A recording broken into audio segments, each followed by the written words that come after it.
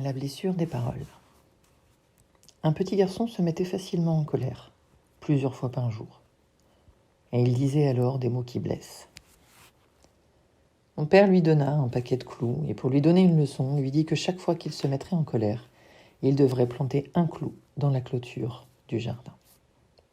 Le premier jour, le petit garçon en planta 37, le second 31. Et cela diminua graduellement. Il découvrit alors qu'il était plus facile de se mettre en colère que de planter des clous dans la clôture. Finalement, vint le jour où le petit garçon ne se mit plus du tout en colère, et il en informa très fier son père.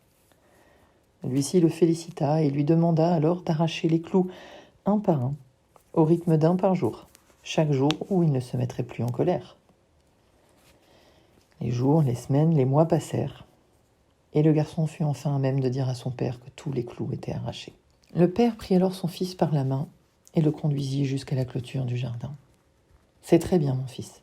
Tu ne te mets désormais plus en colère et je t'en félicite.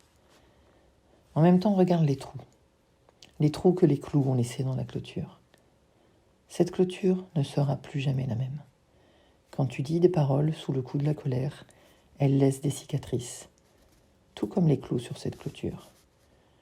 Tu peux poignarder quelqu'un et retirer ton couteau, peu importe le nombre de fois que tu diras « je regrette », la blessure et les cicatrices seront toujours là.